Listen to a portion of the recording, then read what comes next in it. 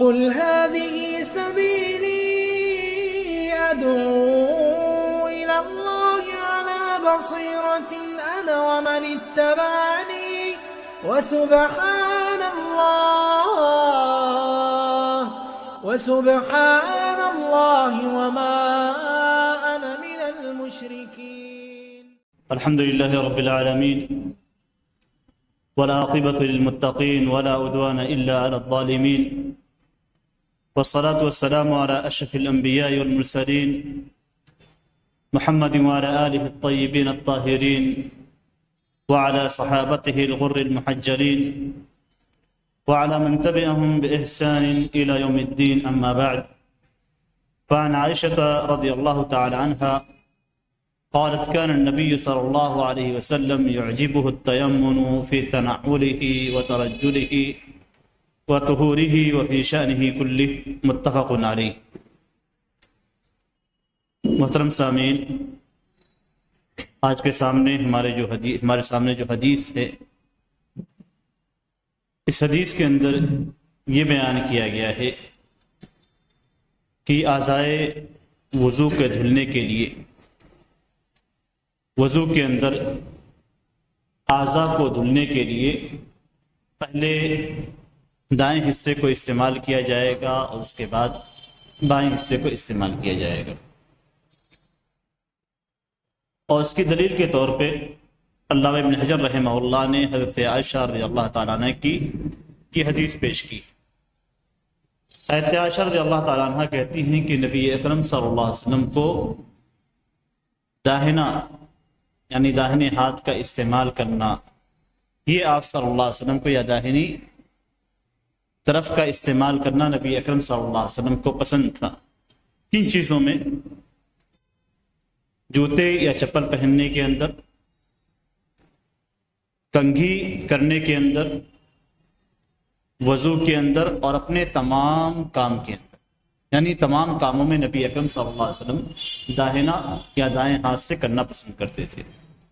یہ متفق علیہ روایت ہے. اس کے اندر جو الفاظ استعمال کیے گئے ہیں، کان النبی صلی اللہ علیہ وسلم یعجبہ التیمن. تیمن کا لفظ عربی زبان میں جب استعمال ہوتا ہے تو یہ کئی معنی کے لیے استعمال ہوتے ہیں، اور یہ سارے معنی ایسے ہیں جو انتہائی خوب ہیں. داہنے کے لیے استعمال کیا جاتا ہے، اور اسی طریقے سے تیمن کا معنی عربی زبان میں آتا ہے برکت کے لیے. یمن سے ہے، اور یمن کا معنی ہوتا ہے برکت. نبی اکرم صلی اللہ علیہ وسلم کو داہنا کیوں پسند تھا، یا آپ صلی اللہ علیہ وسلم دائیں کو کیوں پسند کرتے تھے؟ آپ قرآن کریم کا مطالعہ کریں تو آپ کو معلوم ہو جائے گا کہ وہ افراد جو جنت کے مستحق ہوں گے، جب انہیں نام اعمال دیا جائے گا تو ان کے دائیں ہاتھ میں دیا جائے گا. اصحاب الیمین ما اصحاب الیمین. اور جن افراد کو نام اعمال جن کے برے ہوں گے، ان کو جب نام اعمال دیا جائے گا تو بائیں ہاتھ میں دیا جائے گا یا پشت کے پیچھے دیا جائے گا. تو یہ ایک بڑی وجہ ہے. نبی اکرم صلی اللہ علیہ وسلم اچھی باتوں سے فال لیتے تھے. جیسا کہ حضرت حدیبیہ کے موقع پر جب سہیل آئے تو نبی اکرم صلی اللہ علیہ وسلم نے کہا کہ تمہارا معاملہ آسان ہو گیا. تو اس طریقے سے نیک فال نبی اکرم صلی اللہ علیہ وسلم دیتے تھے. تو داہنے کو استعمال کرتے تھے اور یہ نیک فال لیتے تھے کہ ہو سکتا ہے کہ اللہ تبارک و تعالیٰ، جبکہ نبی اکرم صلی اللہ علیہ وسلم تھے، ہم یہ کہہ سکتے ہیں کہ ہو سکتا ہے کہ نبی اکرم صلی اللہ علیہ وسلم نے اس لیے یہ فال لیا ہے کہ ہمیں اصحاب یمین میں سے بنا دیا جائے، ان لوگوں میں سے جن کے نام اعمال دائیں ہاتھ میں دیے جائیں. اس کے اندر جو استعمال کیا گیا ہے دوسرا لفظ فی تنعلہ. تناول عربی زبان میں کہتے ہیں چپل پہننا یا جوتا پہننا. جوتا جب آپ پہنتے تھے پہلے دایاں پاؤں جوتے کے اندر یا چپل کے اندر ڈالتے تھے، اور یہی چیز یعنی دایاں پاؤں ڈالنا، آپ جوتا پہنے، چپل پہنے، موزہ پہنے، جراب پہنے، خف پہنے، ان ساری چیزوں میں آپ کو داہنا استعمال کرنا ہے. اور اسی سے یہ بھی اندازہ ہوتا ہے کہ اگر آپ کپڑے پہن رہے ہیں تو کپڑے میں بھی آپ پہلے دایاں بازو آپ ڈالیں گے، اگر آپ مثال کے طور پہ پینٹ پہن رہے ہیں تو پہلے دایاں پاؤں ڈالیں گے، پیجامہ پہن رہے ہیں تو پہلے دایاں پاؤں ڈالیں گے۔ تو اسی سے تناول کے لفظ سے یہ چیزیں علماء کرام نے ماخوذ کی ہیں کہ اگر آدمی کپڑا پہنے گا تو اس صورت میں اگر اپنے ہاتھ کو ڈالتا ہے تو پہلے دائیں بازو میں ڈالے، پیجامہ پہنتا ہے یا پینٹ پہنتا ہے تو ایسی صورت میں پہلے دائیں پاؤں کو پاجامے کے اندر یا پینٹ کے اندر ڈالے۔ اسی طریقے سے دوسرا لفظ جو استعمال ہوا ہے وہ ترجلہ، اور کنگھی کرنے میں ترجل کہتے ہیں خود سے کنگھی کرنا، خود سے کنگھی کرنا۔ اس میں دو باتیں معلوم، وہ یہ کہ نبی اکرم صلی اللہ علیہ وسلم بذات خود اپنا سارا کام کرتے تھے۔ تناول کا مطلب بھی یہی ہوتا ہے کہ خود سے جوتا یا چپل پہننا۔ آپ صلی اللہ علیہ وسلم کی شخصیت کو دیکھیے اور پھر نبی اکرم صلی اللہ علیہ وسلم اپنے کام کو خود انجام دیتے تھے، دونوں کو کا موازنہ کیجیے تو آپ کا اندازہ ہو جائے گا کہ انسان کو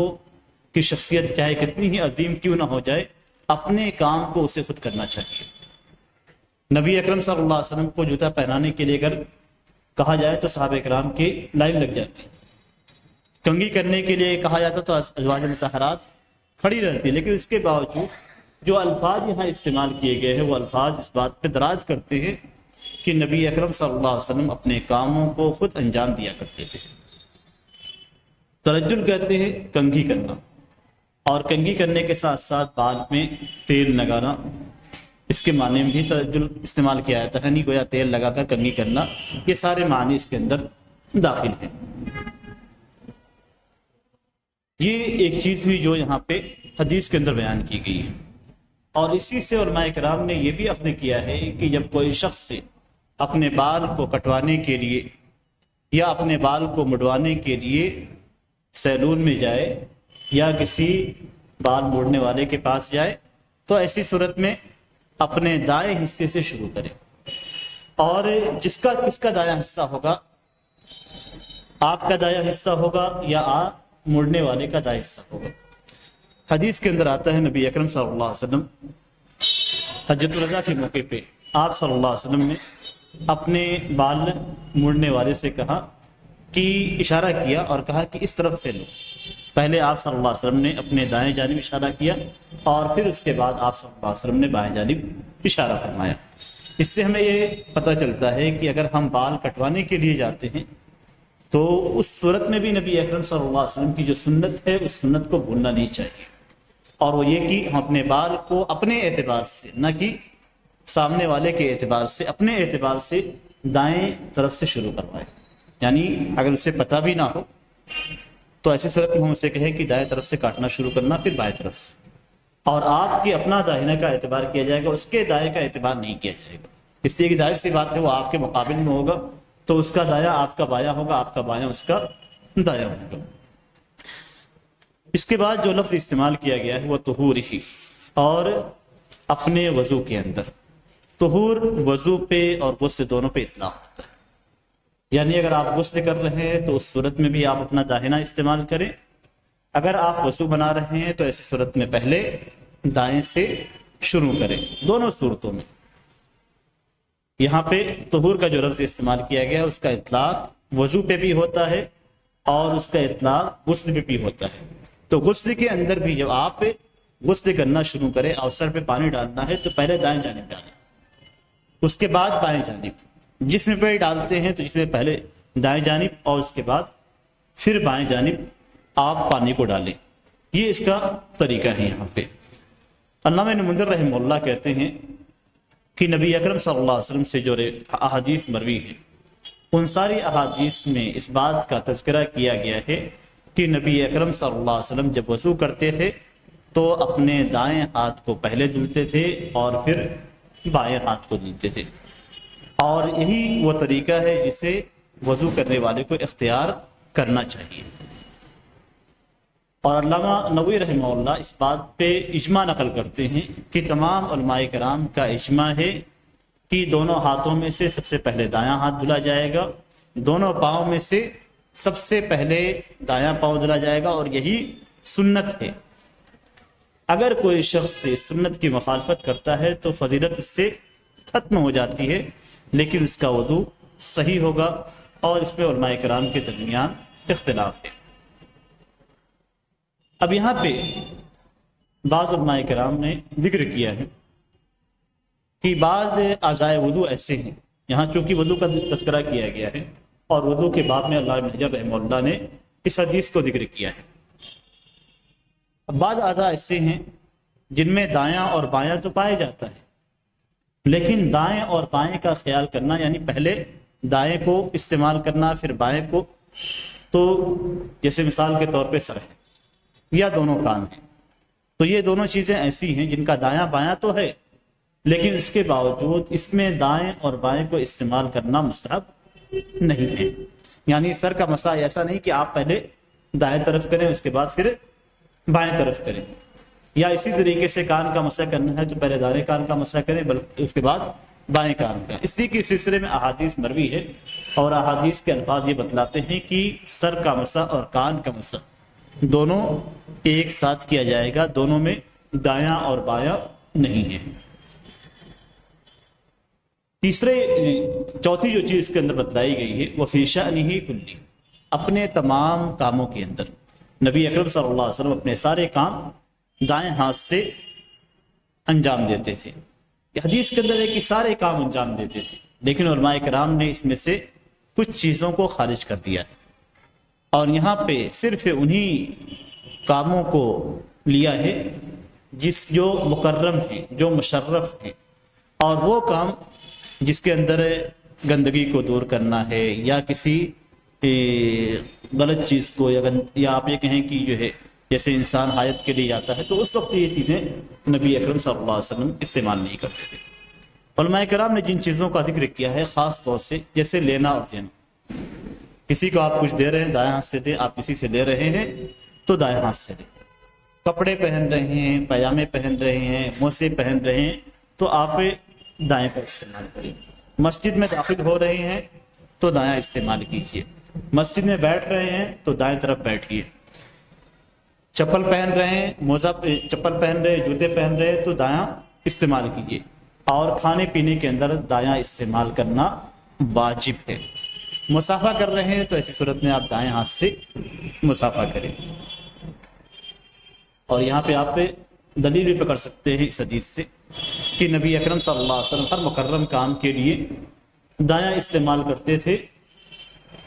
تو دونوں ہاتھ سے مسافہ کرنے کا مطلب یہ ہوا کہ آپ بایاں بھی استعمال کر رہے ہیں،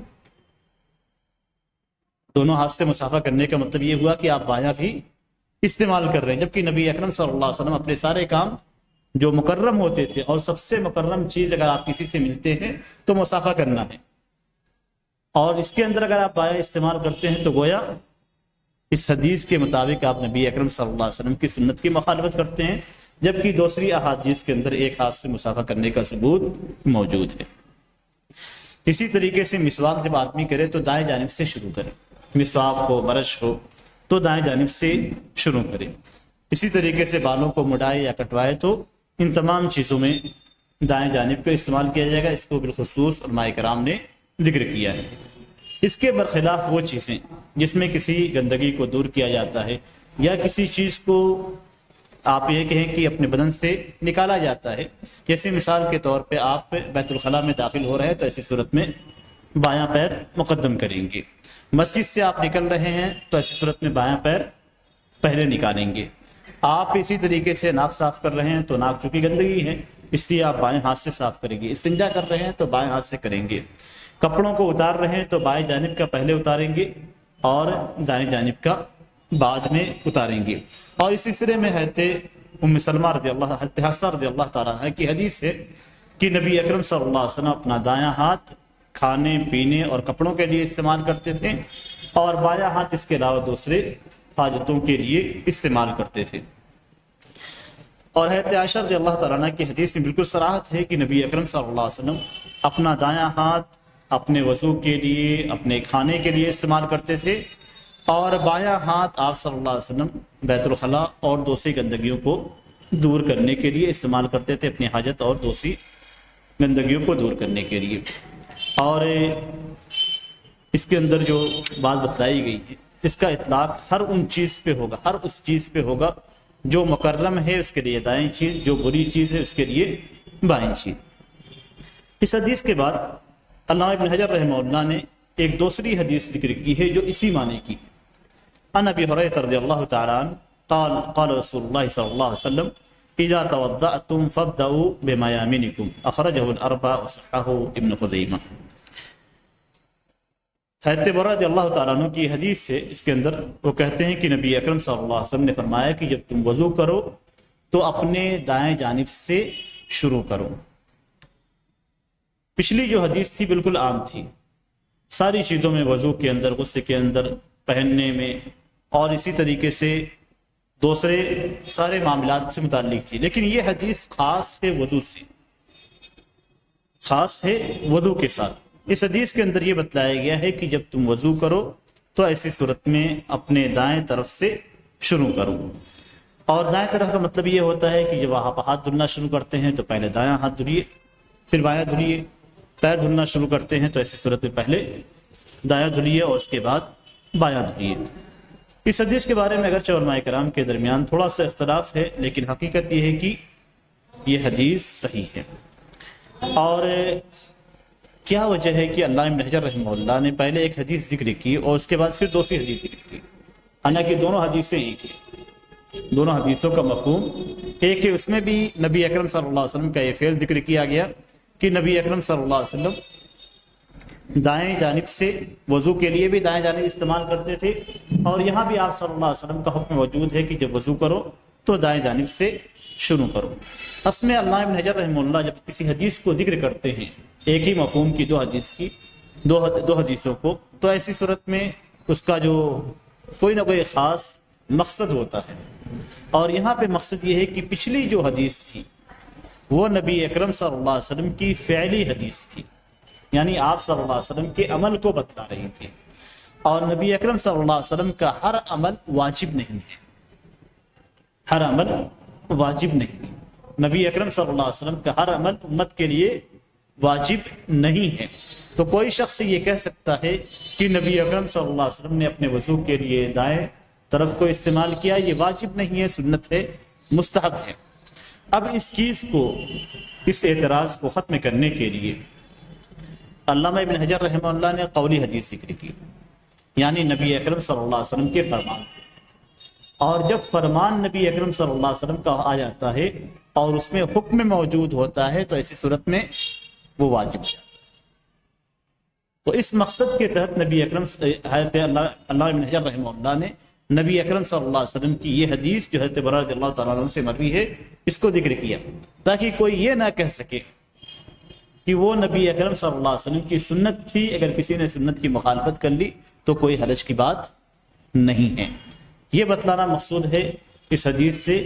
کہ دائیں طرف سے شروع کرنا ہی واجب ہے، اور اگر کوئی شخص بائیں طرف سے وضو کرتا ہے تو ایسی صورت میں گویا وہ واجب کو چھوڑ رہا، اس کا وضو باطل ہو جائے گا۔ دونوں حدیثوں کو ذکر کرنے کے بعد، حالانکہ ایک ہی حدیث کافی تھی، پچھلی جو حدیث تھی وہ کافی تھی، اور چونکہ نبی اکرم صلی اللہ علیہ وسلم قرآن کی تفسیر کرنے والے مفسر ہیں، آپ کا ہر عمل قرآن کی تفسیر ہے، تو جو آیت کے اندر ذکر کیا گیا فَاغْسِلُوا وُجُوهَكُمْ وَأَيْدِيَكُمْ کہ اپنے ہاتھوں کو دھلو، تو اس کی تفسیر نبی اکرم صلی اللہ علیہ وسلم نے اپنے عمل کے ذریعے سے بتلا دی ہے۔ اب جب اصل واجب ہے تو نبی اکرم صلی اللہ علیہ وسلم کا فعل اور آپ کی تفسیر بھی واجب ہو جائے گی، لیکن مزید تاکید کے طور پہ علامہ ابن حجر رحمہ اللہ نے اس حدیث کو ذکر کیا ہے۔ اس حدیث کے تعلق سے علماء کا اختلاف تھا، بعض علماء کرام نے اسے منکر کہا ہے، اور اسی وجہ سے اس حدیث سے بعض علماء کرام نے استدلال نہیں کیا ہے، جبکہ جید علماء کرام جیسے علامہ ابن باز رحمہ اللہ نے اس حدیث کو لیا اور اس حدیث کے مطابق ان کا عمل بھی ہے، اور انہوں نے یہ بات ذکر کی ہے کہ دائیں طرف وضو کے اندر دائیں کا پہلے استعمال کرنا یہ واجب ہے، اور اگر کوئی بائیں طرف کا استعمال کرتا ہے تو ایسی صورت میں وہ چیز درست نہیں ہوگی۔ محدثین کے درمیان بھی اس سلسلے میں اختلاف ہے کہ اگر کوئی شخص سے دایاں چھوڑ کر بایاں استعمال کرتا ہے تو کیا اس کا وضو ہو جائے گا یا وضو نہیں ہوگا۔ علامہ ابن خزیمہ رحمہ اللہ نے اپنے صحیح ابن خزیمہ میں ایک باب باندھا ہے، باب الامر بالتیامن فی الوضوء امر استحباب لا امر ایجاب۔ انہوں نے حدیث سے ذکر کرنے سے پہلے جو باب باندھا ہے اس کے اندر یہ کہا ہے کہ وضو کے اندر داہنے کا استعمال کرنا یہ مستحب امر ہے، واجب نہیں ہے۔ نبی اکرم صلی اللہ علیہ وسلم کا جو حکم ہے یہ استحباب پہ محمول کیا جائے گا، واجب پہ محمول نہیں کیا جائے گا۔ اور یہی جمہور علماء کا موقف ہے، اکثر علماء کرام اسی کے قائل ہیں کہ اگر کوئی شخص سے بائیں سے شروع کرتا ہے اور پھر دائنا دھلتا ہے، پہلے بائیں دھلتا ہے پھر دائنا دھلتا ہے، تو ایسی صورت میں اس کا وضو ہو جائے گا، لیکن اس نے نبی اکرم صلی اللہ علیہ وسلم کی سنت چھوڑ دی، اور سنت چھوڑنا یہ افضل تو نہیں، گویا اس نے غیر افضل کام کو انجام دیا۔ اس کی کیا وجہ ہے؟ کہتے ہیں آیت کریمہ کے اندر اللہ تبارک تعالیٰ کا جو فرمان ہے فَاغْسِلُوا وُجُوهَكُمْ وَأَيْدِيَكُمْ، یہاں پہ چہرہ ایک عضو ہے، ہاتھ ایک عضو ہے، اور پاؤں ایک مستقل عضو ہے۔ تو اگر عضو کے اندر دایاں اور بایاں کر دیتا ہے تو ایسی صورت میں کوئی حرج کی بات نہیں ہے، آیت کریمہ کے مطابق اس کا عمل ہو جائے گا۔ لیکن افضل یہی ہے کہ آدمی دائیں کو استعمال کرے، بائیں کو استعمال نہ کرے۔ ہمارے سامنے تیسری حدیث ہے، وعن المغیرة بن شعبہ ان النبی صلی اللہ علیہ وسلم توضأ فمسح بناصیته وعلى الامامة والخفین۔ اس حدیث کے اندر پیشانی پہ مسح کرنے کا ذکر ہے۔ پیشانی سے مراد ہماری یہ پیشانی نہیں ہے، بلکہ ناسیہ کا لفظ جب عربی زبان میں استعمال کیا جاتا ہے تو ایک دوسرے معنی میں استعمال کیا جاتا ہے۔ عام طور سے جو ترجمہ ہمارے یہاں کیا جاتا ہے علماء کرام بھی کرتے ہیں تو پیشانی سے کرتے ہیں، پیشانی سے مراد نہیں ہے۔ حدیث کے اندر حضرت مغیرہ بن شعبہ رضی اللہ تعالیٰ عنہ کہتے ہیں کہ نبی اکرم صلی اللہ علیہ وسلم نے وضو کیا اور اپنے ناسیہ پہ، یعنی جس کا ترجمہ عام طور سے اردو میں پیشانی سے کیا جاتا ہے، اس پہ مسح کیا، اور آپ نے پگڑی پہ مسح کیا اور دونوں خف پہ مسح کیا۔ اب اس حدیث کو علامہ ابن حجر رحمہ اللہ نے جو ذکر کیا ہے، اس کی جو وجہ ہے وہ یہ کہ مسح کا سب سے پہلی چیز ہے کہ سر کا مسح کا ذکر یہاں پہ کیا گیا ہے۔ اب یہاں پہ فمسح بناصیتہ، حدیث کے اندر کہا گیا کہ آپ نے اپنی پیشانی پہ مسح کیا۔ ناصیہ کا لفظ عربی زبان میں جو استعمال ہوتا ہے وہ بال کا اگلا حصہ، بال کا اگلا حصہ یہ ناصیہ کہلاتا ہے۔ بال کے شروع کے جو حصے ہوتے ہیں یہ ناصیہ اس پہ اطلاق ہوتا ہے، یعنی نواسی عربی زبان میں اس کی جمع استعمال ہوتی ہے، نواسی، جو کہ قرآن کے اندر بھی ذکر ہے کہ ان کی بال کے اگلے حصوں کو نواسی، جسے ہم عام طور سے ترجمے میں پیشانی کہتے ہیں، پیشانی کا حصہ یہ کہلاتا ہے۔ پیشانی کا حصہ بال سے نیچے کا حصہ ہے، اور نواسی کا حصہ سر کے بال کا اگلا حصہ ہے۔ تو یہاں پہ جو مسح کا ذکر ہے، اگر اس کو ہم کہتے ہیں کہ پیشانی پہ مسح کیا تو اس کا مطلب چہرہ نہیں دھلا گیا، اس لیے اس پہ غور کرنے کی ضرورت ہے کہ یہاں پہ ناصیہ کا جو لفظ استعمال کیا گیا ہے وہ سر کے بالوں کا اگلا حصہ، نہ کہ پیشانی۔ تو آپ صلی اللہ علیہ وسلم نے سر کے بالوں کے اگلے حصے پہ مسح کیا، اور پگڑی پہ اور دونوں خف پہ۔ وجہ کیا تھی کہ آپ صلی اللہ علیہ وسلم نے سر کے اگلے حصے پہ مسح کیا؟ اس لیے کہ پگڑیاں جب باندھی جاتی ہیں تو مختلف انداز کی باندھی جاتی ہیں۔ بعض پگڑیاں ہوتی ہیں جو چہرے کے اوپری حصے کو گھیر لیتی ہیں۔ اگر چہرے کے اوپری حصے کو پگڑیاں گھیری ہوئی ہیں تو ایسی صورت میں دھلتے ہوئے پگڑیوں کو آپ کو اوپر کرنا ہو، اس لیے کہ چہرے کو دھلنے کا حکم دیا گیا ہے، چہرے پہ مسح نہیں ہے، چہرے پہ مسح نہیں ہے۔ تو چہرے پہ مسح نہیں ہے تو دھلنے کا جب حکم ہے تو ایسی صورت میں اگر آپ کے چہرے کے کسی بھی حصے پہ پگڑی ہے تو اس پگڑی کو آپ کو پیچھے سرکانا ہو، پہلی چیز یہ ہوگی۔ دوسری یہ کہ مسح کا تعلق کہاں سے؟ مختلف قسم کی پگڑیاں باندھی جاتی ہیں، ہمارے ہندوستان کے اندر بھی بہت سارے جگہوں پہ الگ الگ انداز کی پگڑیاں باندھی جاتی ہیں۔ تو پگڑیاں کبھی کبھی ایسی ہوتی ہیں جو چہرے پہ آئی ہوتی ہیں، بعض پگڑیاں صرف اوپر ہوتی ہیں۔ نبی اکرم صلی اللہ علیہ وسلم کی جس پگڑی کا یہاں پہ ذکر ہے اور مسح کا جو طریقہ یہاں پہ بتلایا گیا ہے، اس سے معلوم ہوتا ہے کہ نبی اکرم صلی اللہ علیہ وسلم نے جب پگڑی باندھی تو آپ کے سر کے اگلے بال کھلے ہوئے تھے، اس لیے کہ اگر بال نہیں کھلے ہوتے تو پھر پگڑی پہ مسح کرنا ہی کافی تھا، اگلے حصے پہ مسح نہیں کرتے۔ تو یہاں پہ جو پگڑی باندھی گئی تھی اگلے حصے، بال کے اگلے حصے کھلے ہوئے تھے، اور اس کے بعد نبی اکرم صلی اللہ علیہ وسلم نے پگڑی باندھی تھی جو پیچھے تک تھی۔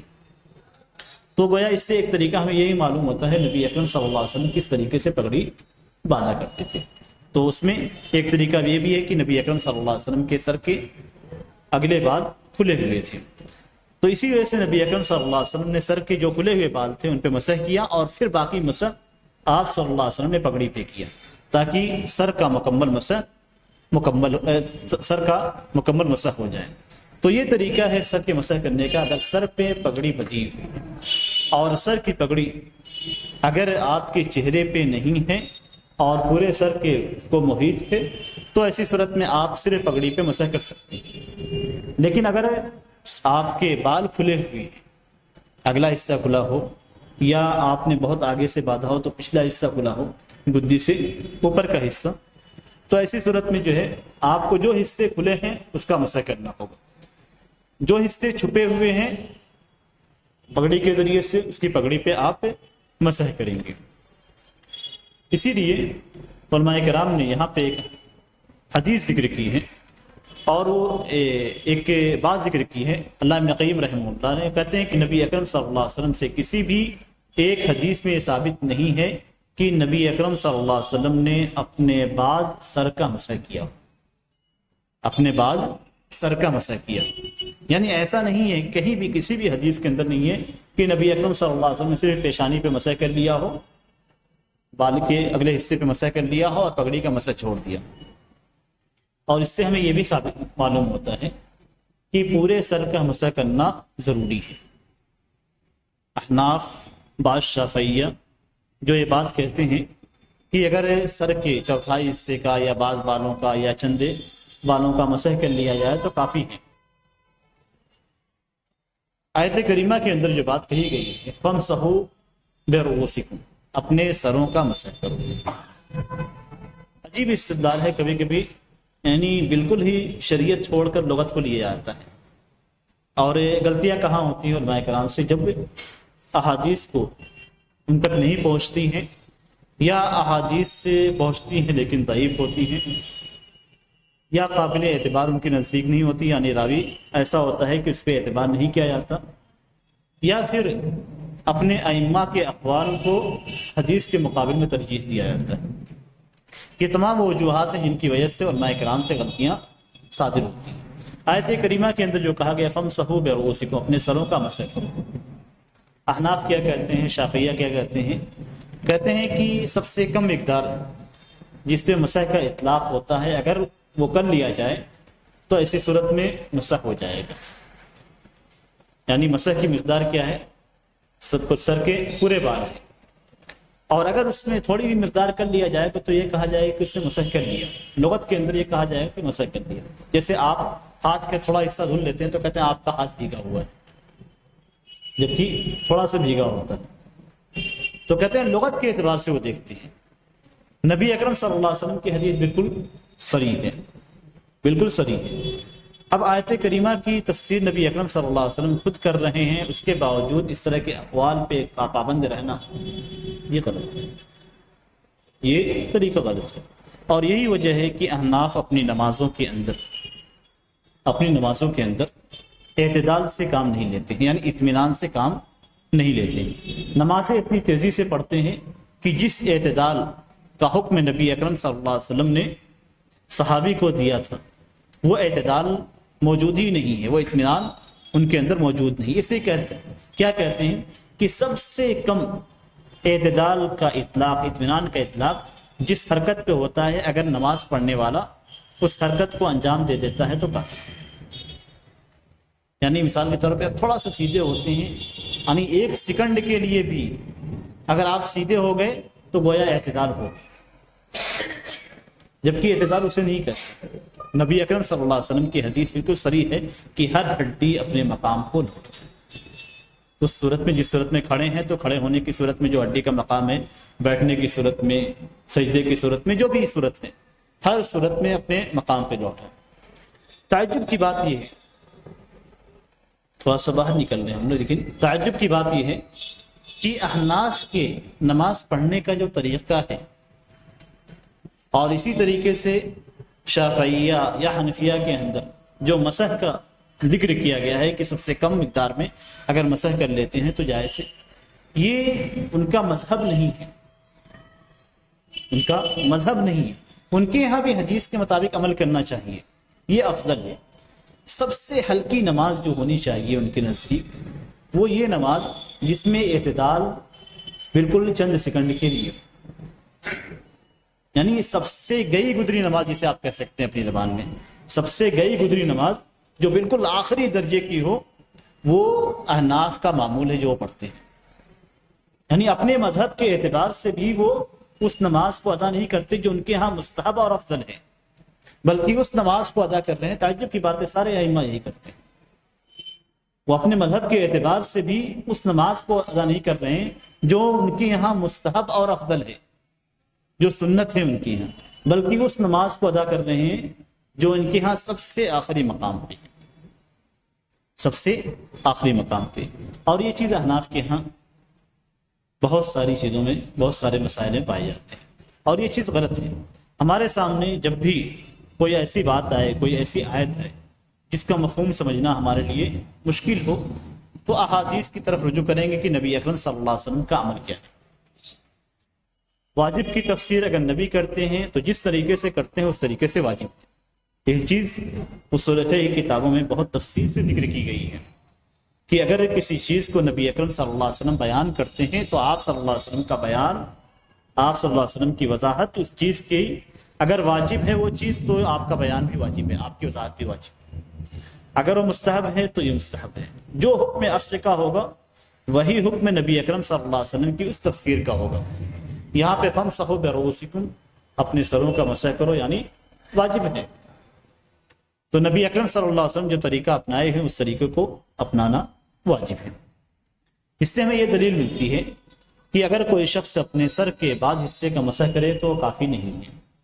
اس لیے کہ اگر یہ صورتحال ہوتی تو نبی اکرم صلی اللہ علیہ وسلم اپنے سر کے اگلے حصے کا مسح کر لیتے اور کافی تھا، یا کم از کم پوری زندگی میں کبھی نبی اکرم صلی اللہ علیہ وسلم اپنے سر کے بعض حصے کا مسح کر لیتے تاکہ امت کو یہ بتلایا جا سکے کہ اتنا مسح کرنا بھی کافی ہے۔ نبی اکرم صلی اللہ علیہ وسلم کا معمول تھا کہ آپ صلی اللہ علیہ وسلم بیٹھ کر پانی پیتے تھے، آپ صلی اللہ علیہ وسلم نے کھڑے ہو کر نہ پانی پیا، امت کو بتلانے کے لیے کہ یہ طریقہ بھی جائز کے دائرے میں آتا ہے۔ تو اگر وضو کے اندر بھی کوئی جائز کا دائرہ ہوتا تو نبی اکرم صلی اللہ علیہ وسلم اسے ضرور بیان کرتے ہیں۔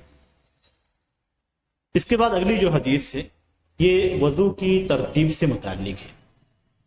آیت کریمہ میں ذکر کیا گیا ہے یا ایھا الذین آمنوا اذا قمتم الى الصلاۃ فاغسلوا وجوہکم وایدیکم الى المرافق وامسحوا برؤوسکم وارجلکم الى الکعبین۔ چار چیزیں بالترتیب ذکر کی گئی، پہلے چہرے کو ذکر کیا گیا اور اس کے بعد پھر ہاتھوں کو ذکر کیا گیا، پھر سر کو ذکر کیا گیا اور پھر پیر کو ذکر کیا گیا۔ یہ چار چیزیں موجود ہیں آیت کریمہ کے اندر۔ اب دیکھیے علماء کرام کس طریقے سے استدلال کرتے ہیں اور کس طریقے سے دلیل لاتے ہیں۔ علامہ ابن حجر رحمہ اللہ یہاں پہ کیا دلیل لاتے ہیں؟ وضو کی ترتیب کے واجب ہونے کی،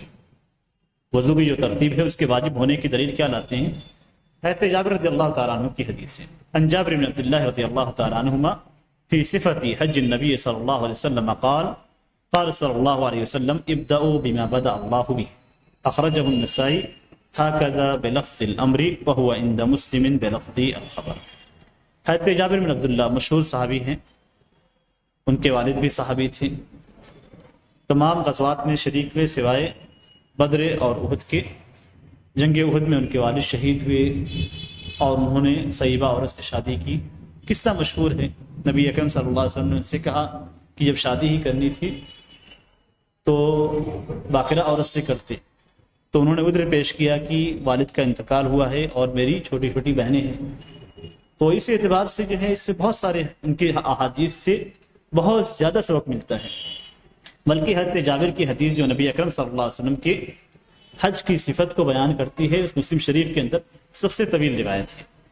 اور اس کے اندر ساری چیزوں کو بیان کیا گیا، حج کے سارے صفات کو، نبی اکرم صلی اللہ علیہ وسلم کہاں سے چلے، کیسے چلے، کیا ہوا، سارے واقعات کو ایک ایک کر کے بیان کیا گیا، اور یہ سب سے طویل حدیث ہے۔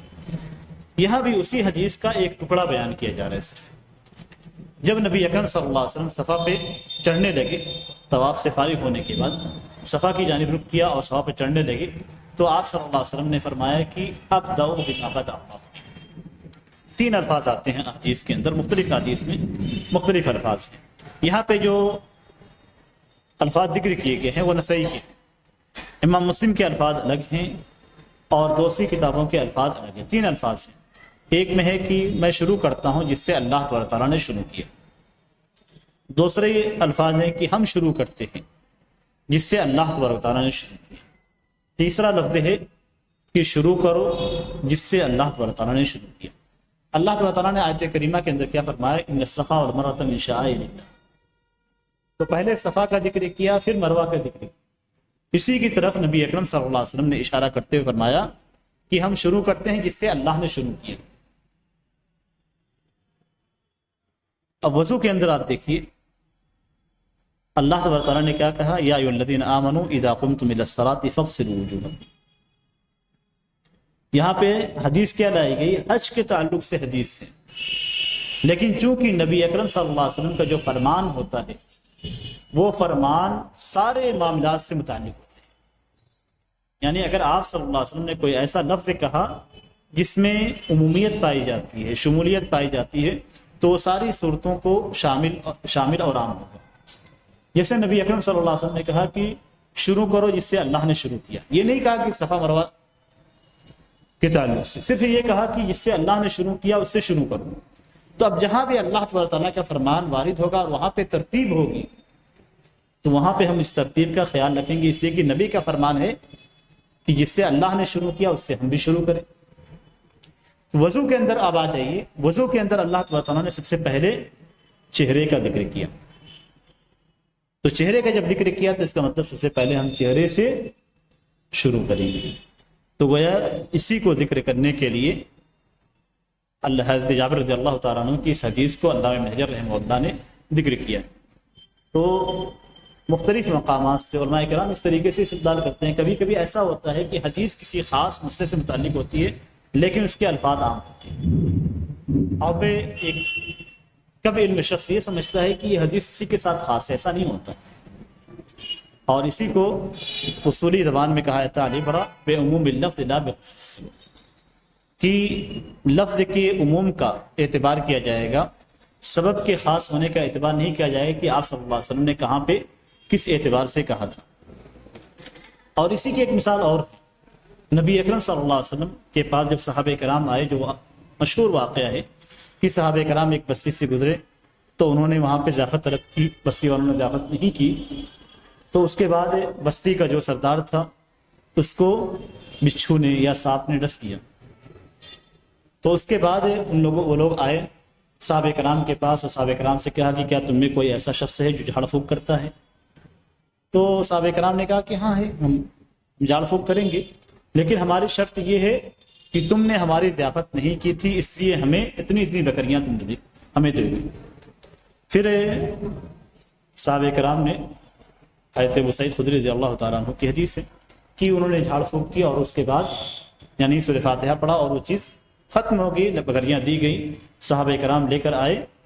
اور آخر میں نبی اکرم صلی اللہ علیہ وسلم کے بعد جب حاضر ہوئے تو نبی اکرم صلی اللہ علیہ وسلم نے فرمایا کہ ان احق ما اخذتم علیہ اجرا کتاب اللہ تبارک و تعالیٰ کی کتاب قرآن مجید پہ سب سے زیادہ حقدار ہے کہ اس پہ اجرت لی جائے۔ یہ الفاظ نبی اکرم صلی اللہ علیہ وسلم کے تھے کہ قرآن کریم پہ اجرت لینا سب سے زیادہ، قرآن کریم سب سے زیادہ حقدار ہے کہ آپ اس کی تعلیم پہ، اس کی کتابت پہ، اس پہ ساری چیزوں پہ اجر لیں۔ اب بعض افراد ایسے ہیں جو یہ کہتے ہیں کہ یہ خاص ہے اس واقعے کے ساتھ کہ اگر کوئی رقیہ کرتا ہے تو ایسی صورت میں جو ہے اس کے لیے لینا جائز ہے، اگر کوئی دینی تعلیم دیتا ہے تو اس کے لیے لینا جائز نہیں۔ نبی اکرم صلی اللہ علیہ وسلم کے الفاظ کیا ہیں کہ اللہ کی کتاب سب سے زیادہ حقدار ہے کہ تم اس پہ اجر دو۔ یہ الفاظ ہیں۔ اب جہاں بھی جو بھی جس کا بھی تعلق ہوگا، آپ قرآن کریم لکھ رہے ہیں اس پہ اجرت لے سکتے ہیں، قرآن کریم چھاپ رہے ہیں اس پہ اجرت لے سکتے ہیں، قرآن کریم کے کوئی بھی کام کریں اٹھا کے کہیں پہنچا رہے ہیں اس پہ اجرت دے سکتے ہیں۔ ساری چیزوں پہ جو بھی قرآن کریم سے متعلق ہے گویا آپ ایک بہت بڑے کام انجام دے رہے ہیں۔ یہی تو مقصد ہوا کہ اللہ کی کتاب سب سے زیادہ حقدار ہے، اس کا مطلب یہ کہ آپ سب سے نیک کام انجام دے رہے ہیں۔ تو آپ تعلیم دیتے ہیں، اس کو پڑھاتے ہیں، اس کی دعوت دیتے ہیں، یا آپ اس کا درس دیتے ہیں، تو یہ ساری چیزیں ایسی ہیں جس پہ آپ اجرت لے سکتے ہیں۔ یہ نبی اکرم صلی اللہ علیہ وسلم فرمان ہے۔ اب اگر کوئی کہتا ہے کہ یہ صرف خاص ہے رقیے کے ساتھ، تو گویا اس نے شرعی دلیلوں کا جو تعلق ہے، اس کے اندر جو گہرائی ہے، اس گہرائی کو اس نے سمجھا ہی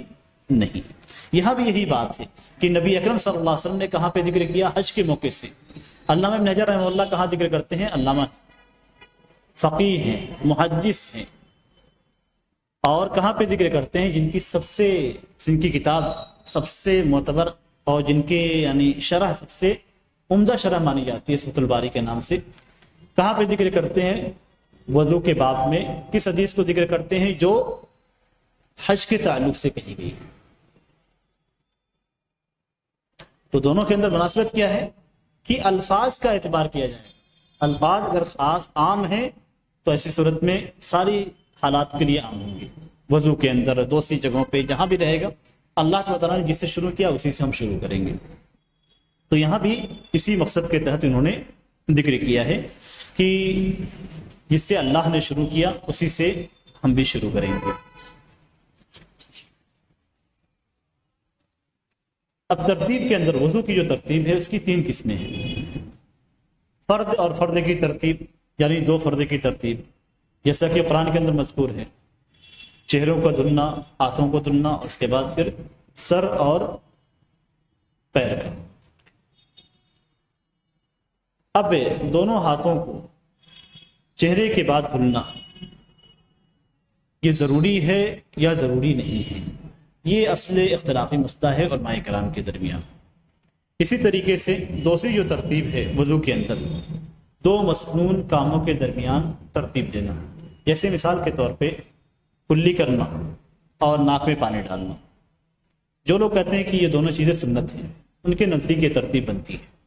جو لوگ کہتے ہیں کہ یہ سنت ہے تو ایسی صورت میں کیا ناک میں پہلے پانی ڈال سکتے ہیں بعد میں کلی کر سکتے ہیں یا نہیں، ایک مسئلہ یہ ہے۔ تیسری جو ترتیب ہے اعضائے وضو کے درمیان، وہ مسنون اور فرد کے درمیان، جیسے کلی کرنا اور چہرہ دھلنا۔ جمہور یہ کہتے ہیں کہ مسنون اور مسنون کے درمیان ترتیب اور مسنون اور فرد کے درمیان گویا دوسری اور تیسری صورت، اس کے اندر ترتیب سنت ہے، واجب نہیں ہے۔ یعنی آپ پہ 2 سنت اگر ہے، کسی مثال کے طور پر اگر ہم مان لیتے ہیں کہ کلی کرنا سنت ہے اور ناک میں پانی ڈالنا سنت ہے، تو آپ ناک میں پہلے پانی ڈال سکتے ہیں اور کلی بعد میں کر سکتے ہیں اگر ہم سنت کہتے ہیں تو، جبکہ ہم اسے واجب مانتے ہیں۔ اس کی وجہ کیا ہے؟ کہتے ہیں سنت کو چھوڑنا جائز، واجب کو چھوڑنا جائز نہیں ہے۔ تو اگر 2 سنت کے درمیان ترتیب بگڑ جاتی ہے تو گویا ہم نے ایک جائز کام کیا۔ اسی طریقے سے سنت اور فرد کے درمیان اگر ترتیب بگڑ جاتی ہے اور ہم یعنی مثال کے طور پہ سنت کو پہلے کرنا ہے، فرد کو بعد میں کرنا ہے، ہم فرد کو مقدم کر دیتے ہیں، سنت کو بعد میں کرتے ہیں، تو کوئی حرج کی بات نہیں ہے، اس لیے کہ سنت کا چھوڑنا جائز ہے۔ لیکن اگر 2 فرد کے درمیان ہے تو ایسی صورت میں کیا کریں گے؟ جیسا کہ چہرہ ہے اور اس کے بعد دونوں ہاتھ ہیں، پھر سر کا مسح ہے اور پیر ہے، تو اس صورت میں علماء کرام کے درمیان اختلاف ہے۔ اور یہاں پہ جو آیت کریمہ کے اندر ذکر کیا گیا ہے، یا ایھا الذین آمنوا اذا قمتم الى الصلاۃ فاغسلوا وجوہکم وایدیکم الى المرافق وامسحوا برؤوسکم وارجلکم الى الکعبین، تو یہاں پہ جتنی باتیں ذکر کی گئی سب واو کے ساتھ ذکر کی گئی ہے۔ واو کا مطلب ہوتا ہے اور، تو یہ لفظ جو واو ہے کیا یہ ترتیب کے لیے آتا ہے یا متعدد چیزوں کو جمع کرنے کے لیے، ذکر کرنے کے لیے ہوتا ہے؟ اس سلسلے میں علماء کرام کے درمیان اختلاف ہے، اور یہی وجہ ہے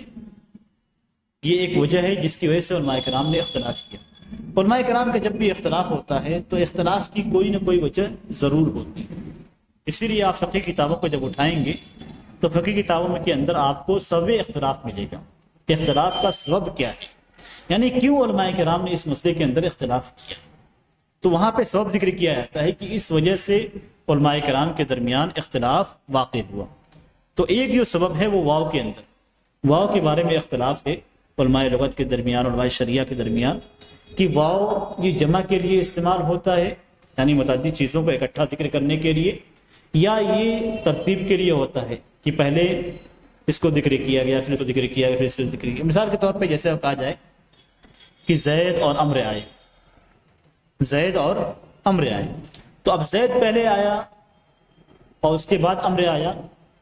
یا صرف مقصد یہ ہے کہ ذکر کرے کہ دونوں کی دونوں آ گئے۔ تو یہاں پہ کیا مقصد اللہ تبارک تعالیٰ کہ یہ ہے کہ ترتیب کے ساتھ پہلے چہرہ دھلا جائے،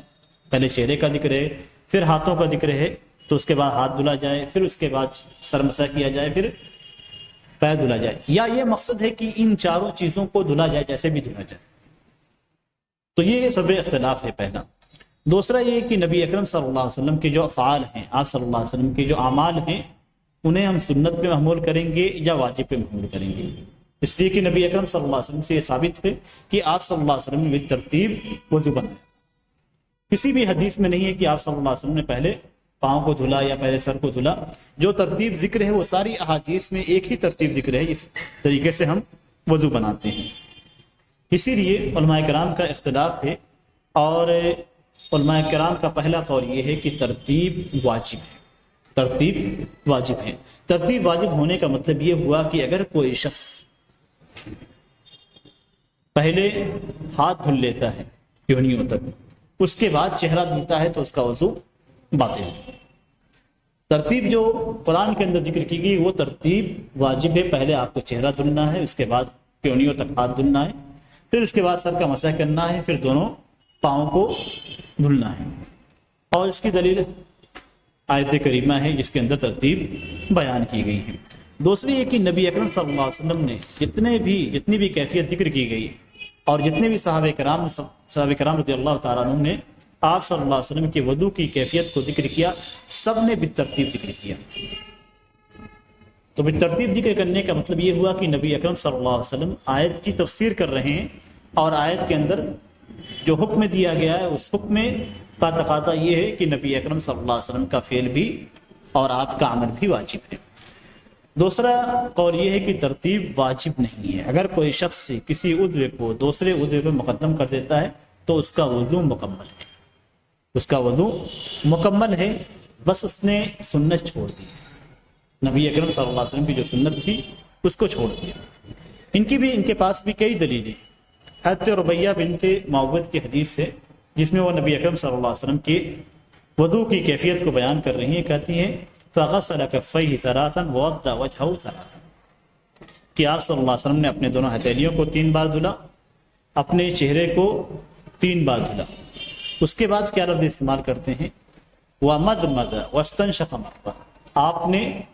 ایک بار کلی کی اور ایک بار ناک میں پانی ڈالا، یہ الفاظ ہیں۔ دوسرے انہی کی حدیث کے دوسرے الفاظ ہیں کہ آپ صلی اللہ علیہ وسلم نے برتن میں ہاتھ ڈالنے سے پہلے 3 بار اپنے ہتھیلیوں کو دھلا، پھر آپ نے وضو کرتے ہوئے اپنے چہرے کو 3 بار دھلا، اور یہاں پہ الفاظ ہیں پھر آپ نے 3 بار کلی کی، پھر آپ نے 3 بار کلی کی اور 3 بار ناک میں پانی ڈالا۔ یہ پہلی دلیل ان کی رہی۔ دوسری دلیل یہی ہے کہ آیت کریمہ میں جو واو کے ساتھ اور کے ساتھ ذکر کیا گیا ہے یہ ترتیب کے لیے نہیں بلکہ ان سارے اعضاء کا دھلنا مقصود ہے، جیسے بھی دھلا جائے۔ راجح قول یہی ہے کہ اعضاء کا دھلنے میں ترتیب کا خیال رکھنا واجب ہے۔ اگر کوئی شخص سے کسی عضو کو دوسرے عضو سے مقدم کر دیتا ہے جس کو بعد میں دھلنا چاہیے، تو ایسی صورت میں اس کا وضو باطل ہو جائے گا، اسے نئے سرے سے وضو بنانا ہوگا۔ جہاں تک حضرت ربیہ کی حدیث کا تعلق ہے جو پیش کی گئی، اس حدیث کے بارے میں علماء کرام کا موقف یہ ہے کہ وہ حدیث معلول ہے، یعنی ضعیف ہے، اور کسی بھی صحیح حدیث میں نبی اکرم صلی اللہ علیہ وسلم سے اعضائے وضو کی تقدیم یعنی پہلے دھلنے کا ذکر نہیں ملتا ہے۔ اور نبی اکرم صلی اللہ علیہ وسلم کا عمل یہ آیت کریمہ کی وضاحت ہے، اس لیے آیت کریمہ میں جو حکم دیا گیا ہے اسی حکم کے مطابق دھلنا واجب ہوگا۔